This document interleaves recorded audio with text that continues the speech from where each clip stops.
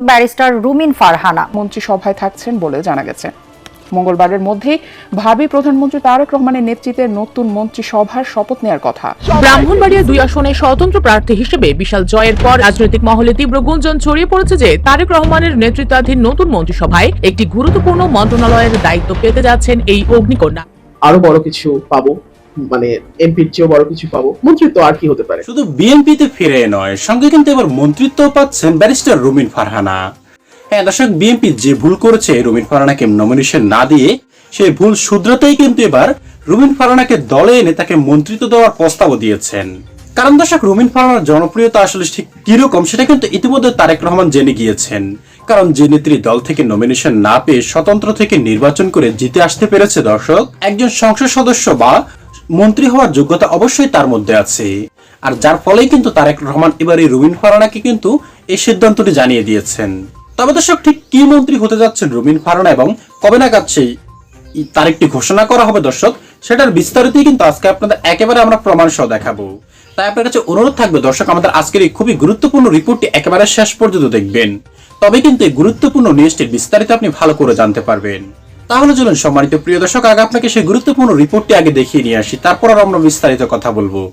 ব্রাহ্মণবাড়িয়া 2 আসনে স্বতন্ত্র প্রার্থী হিসেবে বিশাল জয়ের পর এবার টক অফ দ্য নেশন হয়ে দাঁড়িয়েছেন ব্যারিস্টার রুমিন ফারহানা। রাজনৈতিক মহলে তীব্র গুঞ্জন ছড়িয়ে পড়েছে যে তারেক রহমানের নেতৃত্বাধীন নতুন মন্ত্রিসভায় একটি গুরুত্বপূর্ণ মন্ত্রণালয়ের দায়িত্ব পেতে যাচ্ছেন এই অগ্নিকন্যা। যদিও নির্বাচনের আগে নানামুখী সমীকরণে তাকে দল থেকে বহিষ্কার করা হয়েছিল এবং তিনি হাঁস প্রতীক নিয়ে স্বতন্ত্র লড়াই করে জয়ী হয়েছেন, তবুও বিএনপির হাইকমান্ড এখন তার অভাবনীয় জনপ্রিয়তা এবং সংসদীয় দক্ষতাকে কাজে লাগাতে চাইছে। সূত্র বলছে তারেক রহমান নিজে রুমিন ফারহানার লড়াকু মানসিকতার ভক্ত এবং সংসদে বিরোধী পক্ষকে মোকাবেলা করতে তার মতো বাগ্মী নেত্রীর কোনো বিকল্প নেই। বিশেষ করে আইন বা তথ্য মন্ত্রণালয়ের মতো গুরুত্বপূর্ণ দপ্তরে তাকে দেখা যাওয়ার সম্ভাবনা প্রবল হয়ে উঠেছে। তারেক রহমানের জাতীয় ঐক্যের সরকার গঠনের যে ভিশন, সেখানে রুমিন ফারহানার অন্তর্ভুক্তি একটি কৌশলগত চাল হতে পারে।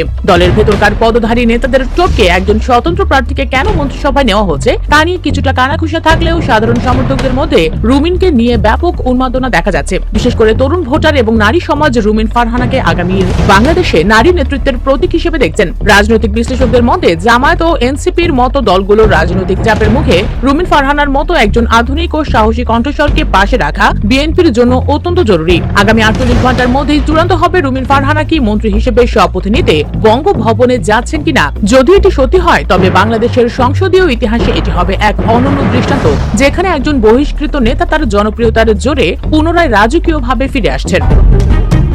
ব্যারিস্টার রুমিন ফারহানা বিগত আওয়ামী লীগ সরকারের আমলে সংসদ ও রাজপথে প্রতিবাদী কণ্ঠ হিসাবে পরিচিত ছিলেন।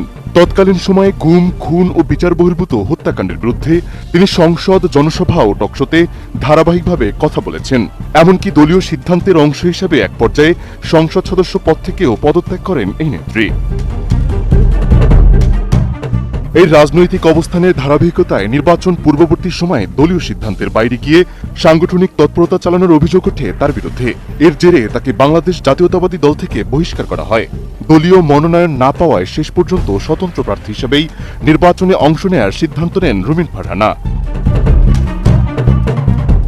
এরপর গেল 12 ফেব্রুয়ারি অনুষ্ঠিত ত্রয়োদশ জাতীয় সংসদ নির্বাচনে ব্রাহ্মণবাড়িয়া 2 আসনে বিপুল ভোটে জয়লাভ করেন তিনি। বেসরকারিভাবে ঘোষিত ফলাফলে বিজয়ী হওয়ার পরই পুনরায় বিএনপিতে যোগ দেওয়ার প্রসঙ্গে নিজের অবস্থান স্পষ্ট করে একটি শর্ত সামনে আনেন রুমিন ফারহানা।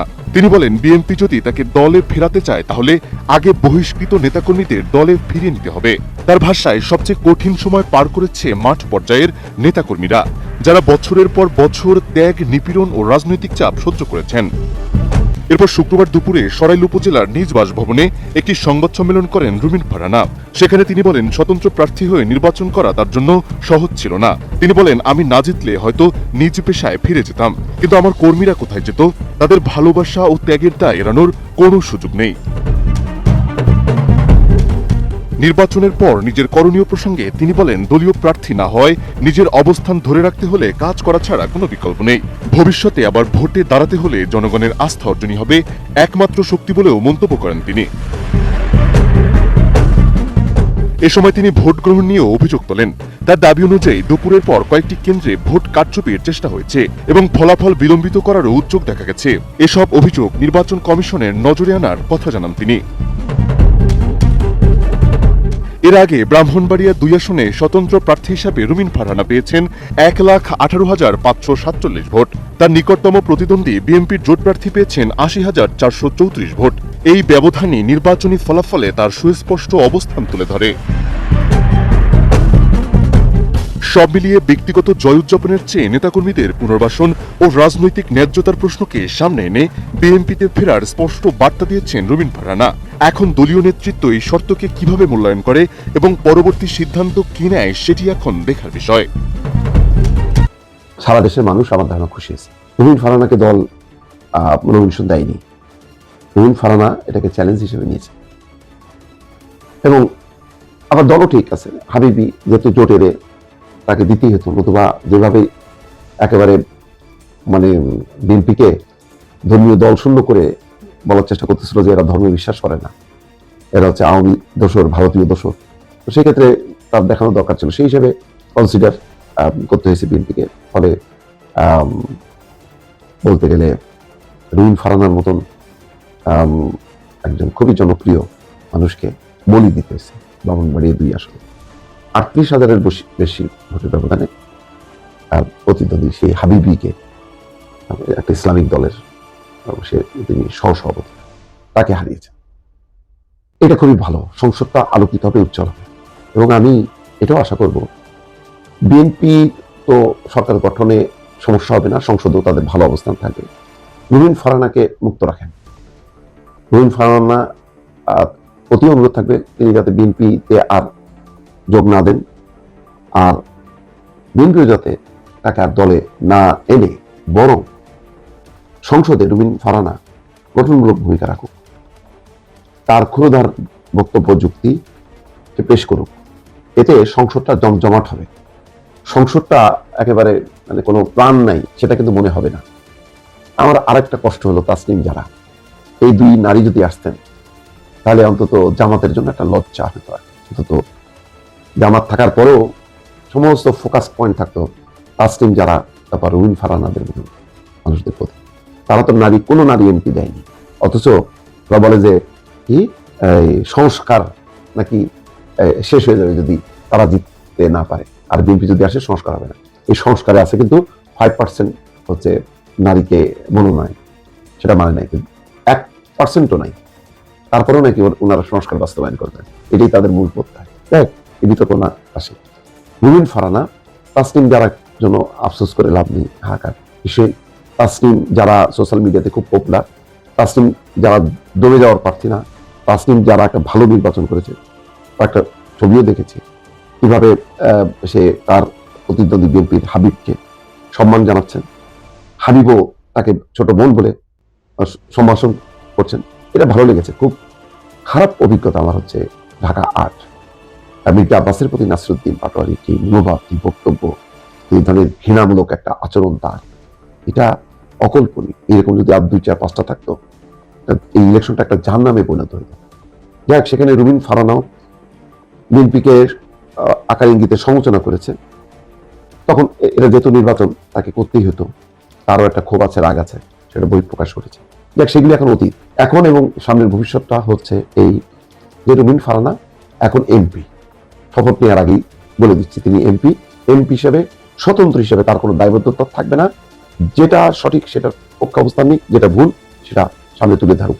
এতে মানুষ উপকৃত হবে, রাজনৈতিক দলগুলো ঠিক থাকবে, সরকার ঠিক থাকবে। সেই ভূমিকাটা পালন করলে আমি খুশি হব।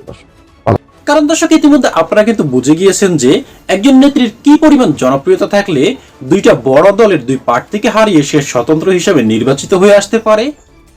আর এটাই কিন্তু আপনারা স্পষ্টভাবে কিন্তু বুঝতে পারবেন যে তারেক রহমান অর্থাৎ বিএনপি এই রুমিন ফারহানাকে নমিনেশন না দিয়ে কত বড় ভুল করেছে।